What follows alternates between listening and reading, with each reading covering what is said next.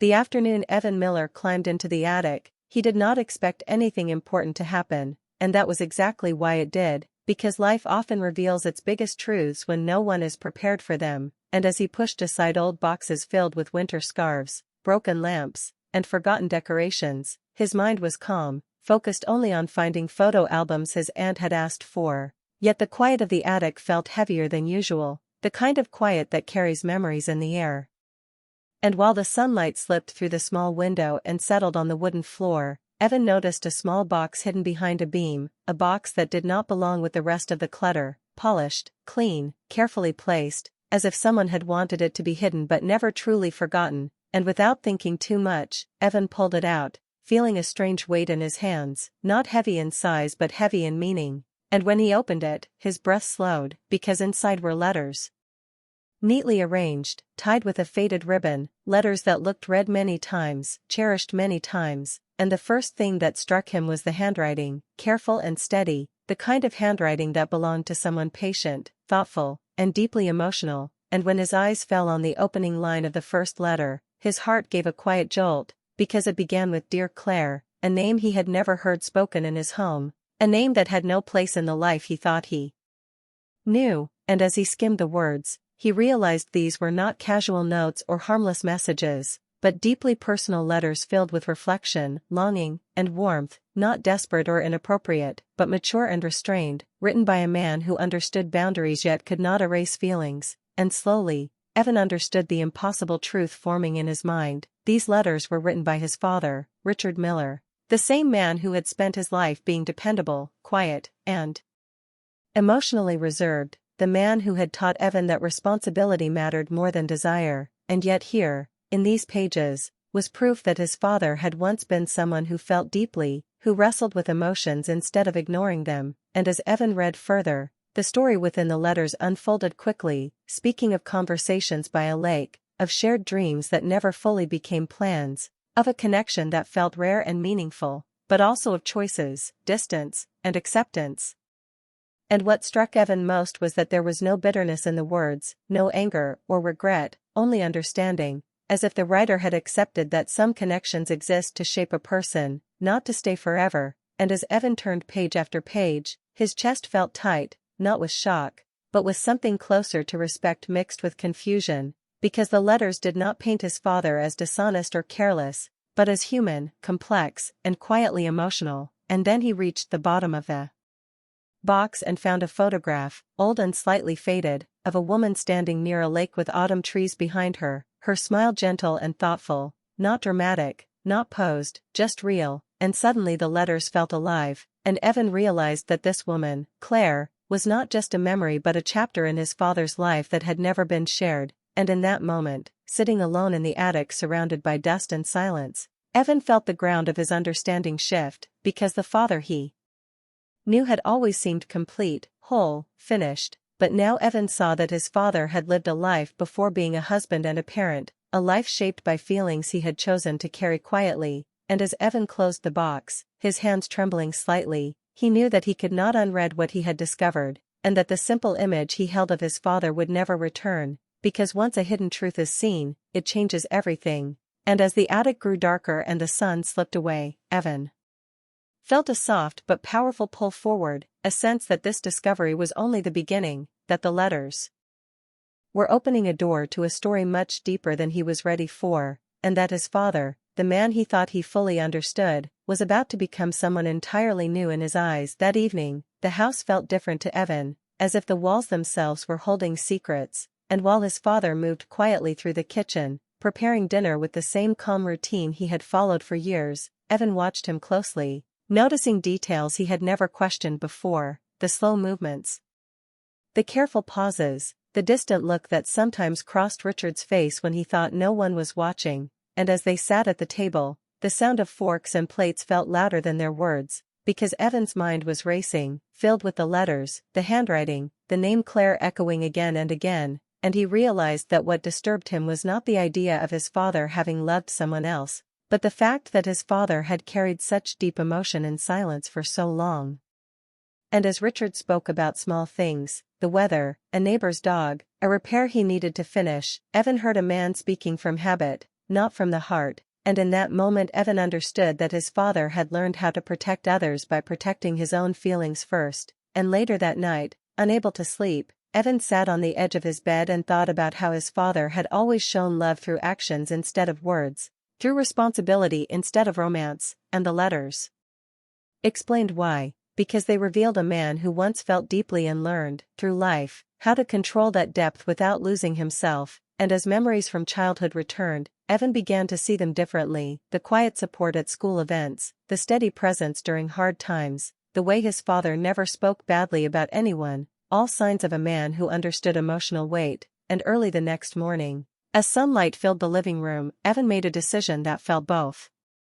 risky and necessary, because curiosity alone would not let him rest, and when he finally asked his father, carefully and without accusation, whether he had loved someone before Evan's mother, Richard did not deny it, did not look angry or ashamed, but instead grew still, as if the question unlocked a door he had kept closed for years, and when he nodded slowly, Evan felt a quiet wave of emotion, not shock, but a deeper awareness of his father's humanity, and as Richard gazed out the window, his eyes filled with memories rather than regret, Evan sensed that this story was not about betrayal or loss, but about choices made with care, and while Richard did not yet explain everything, his silence spoke clearly enough, telling Evan that love could exist without breaking promises, that feelings could be felt without being acted upon, and in that moment, sitting together in the early morning light, Evan realized that his father was not just the man who raised him, but a person shaped by experiences, longing, and restraint, and this understanding did not weaken Evan's respect, but strengthened it, because he now saw that strength did not come from having no emotions, but from knowing how to carry them responsibly, and as the house slowly came alive with the day's sounds, Evan felt certain of one thing: the letters were not a mistake, and the story behind them was something he was finally ready to hear. Richard did not begin his story right away, because some memories need time to surface, and as he sat across from Evan with his hands folded, his voice calm but heavy with meaning, he finally spoke about Claire, explaining that he met her when he was young and still trying to understand his place in the world, during a short work assignment near a quiet lake town in Ontario, where life moved slowly and conversations mattered more than plans, and Claire was thoughtful, kind, and curious about people, someone who listened carefully and spoke honestly, and their connection grew not through dramatic moments but through simple ones, long walks by the water,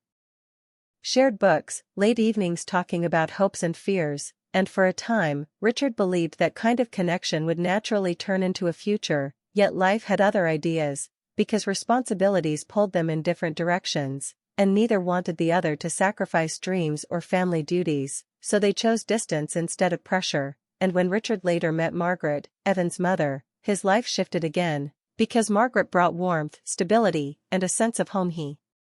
needed, and he chose her with a clear heart, not out of confusion, and he was honest with himself about what he was leaving behind, and Claire respected that choice, even though it hurt, and years later, when brief letters passed between them, they were careful, respectful, and filled with understanding rather than desire, and Richard explained that Margaret knew he had loved before and accepted that truth, because their marriage was built on trust, not illusion, and as Richard spoke, Evan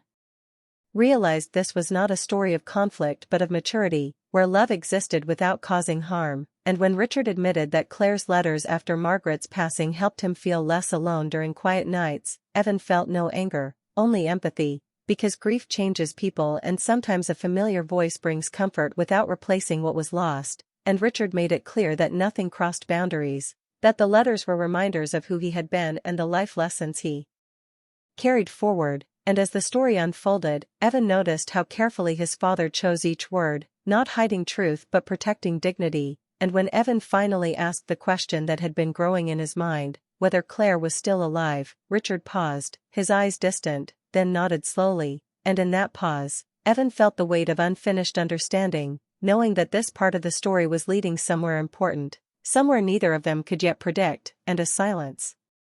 settled between them, it was clear that the past was no longer just a memory, but a presence waiting to be acknowledged. The drive to Ontario felt shorter than Evan expected, not because of distance but because of the quiet understanding that had grown between him and his father, and when they arrived at the lake town, nothing dramatic announced itself, no sudden music, no heavy words, just calm streets, cool air, and water stretching wide and steady, and they sat on a wooden bench near the shore as leaves drifted slowly across the surface, and Evan watched his father closely, noticing how Richard's posture softened, how his breathing slowed, as if the place itself was speaking to him, and for a moment Evan wondered if this trip was only about closure, but then he saw her, a woman standing a short distance away, older now, her hair silvered by time, yet carrying the same quiet presence Evan remembered from the photograph, and when their eyes met, there was no shock, only recognition, the kind that comes when two people understand a shared history without needing to explain it, and Richard stood, not rushed, not nervous, and walked toward her with calm respect, and Evan stayed back, giving space, because some moments belong only to those who lived them, and from a distance Evan saw them speak, their expressions gentle, their gestures restrained, not touching, not dramatic, but honest, and it became clear that this was not a reunion meant to reopen wounds or rewrite choices, but a meeting shaped by gratitude and acceptance, and they spoke of life, of work, of the years that passed too quickly, and when they mentioned Margaret, there was warmth and respect in Claire's voice, not jealousy, not regret, and Evan understood then that love, when handled with care, does not compete, it coexists, and as the conversation ended, there was no promise to meet again, no sadness, only a shared smile that acknowledged what once mattered and what still mattered now, and when Richard returned to the bench, he looked lighter, as if something heavy had finally been set down, and during the drive home, Evan broke the silence by saying that he finally understood that love is not always loud or visible, that sometimes it lives quietly in choices, restraint, and responsibility, and Richard smiled, proud not of his past but of his son's understanding, and Evan realized that discovering this side of his father had not weakened the bond between them, but strengthened it, because seeing someone fully, flaws and depth included, creates real respect, and as they crossed back into familiar roads, Evan felt certain that this story would stay with him, not as a secret, but as a lesson, teaching him that maturity in love is not about denying feelings, but about guiding them wisely, and in that calm realization, Evan knew he had not lost the father he thought he knew, he had gained a deeper one, a man who had lived, chosen well, and shown him, without intending to, what it truly means to love with integrity.